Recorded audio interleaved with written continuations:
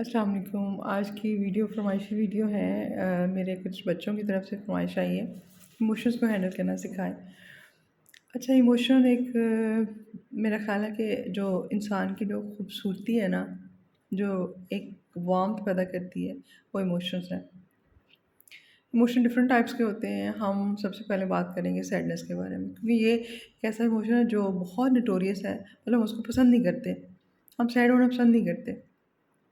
Sadness हो जाए तो हम उसको उससे फ़ायदा उठाने के बजाय हम उसको ख़त्म करने की कोशिशों में लगे रहते हैं, या हम उससे परेशान हो जाते हैं कि हम सैड हुए ही क्यों। अब सैडनेस क्या है? ये एक इमोशन है जिसमें उदासी, दिल टूटा टूटा सा महसूस होना, और जिसमें बंदे को गुस्सा भी आता है, डिस्ट्रेस भी होता है, एग्नी, तो बहुत बेचैनी, बहुत तकलीफ़ महसूस होती है। ये किसी भी नेगेटिव या अनएक्सपेक्टेड चेंज है, चाहे आपके एनवायरनमेंट में आए, आपके घर के माहौल में आए, आपकी क्लास में, आपकी जॉब के में, या आपके वेदर में चेंज आए, तो ये इमोशनल होता है। अब सैडनेस हो तो हमने क्या करना है, और ये हमें हेल्प आउट कैसे करती है, ठीक है?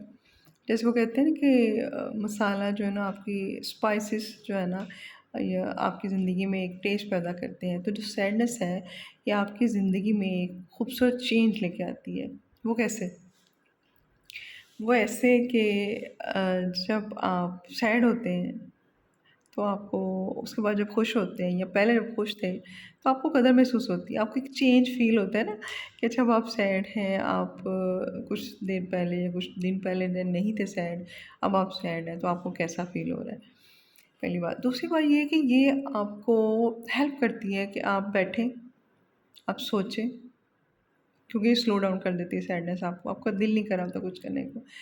ये इसलिए आप बैठ के सोचें, रियलाइज़ करें, अपने आप को इवैल्यूएट करें, अपने एनवायरनमेंट को इवैल्यूएट करें, और देखें कि क्या चेंज आनी चाहिए ज़िंदगी में, ठीक है? आप अपने गोल्स दोबारा से बना सकते हैं, लोगों के बारे में, आप अपनी जो सिचुएशन है उसको आप कैसे चेंज कर सकते हैं, अपने रिलेशंस के बारे में आप सोच सकते हैं कि हम इसको कैसे बदल सकते हैं, ठीक है?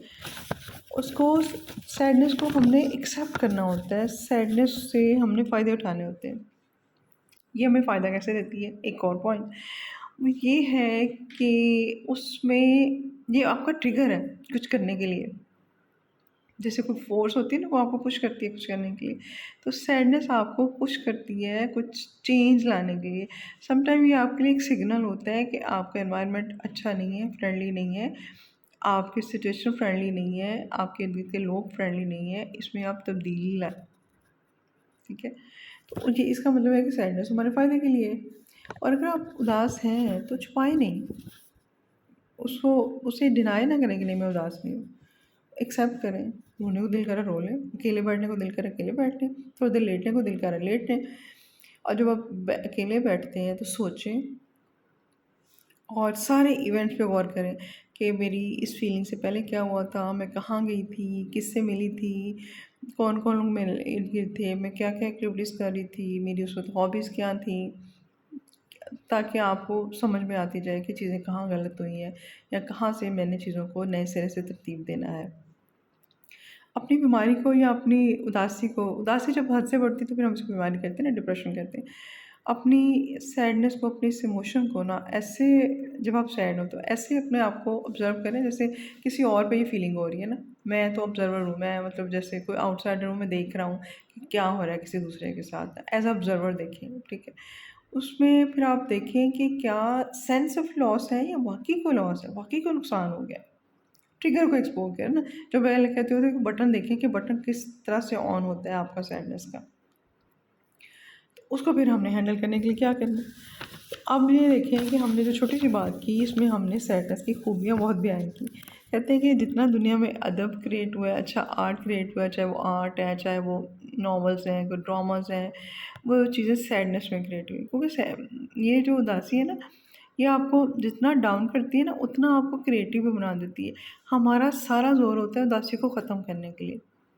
उदासी ने ऑटोमेटिकली अपने टाइम पर ख़त्म हो जाना है। उसको ख़त्म करने की बजाय आप उससे फ़ायदा उठाने की कोशिश करें।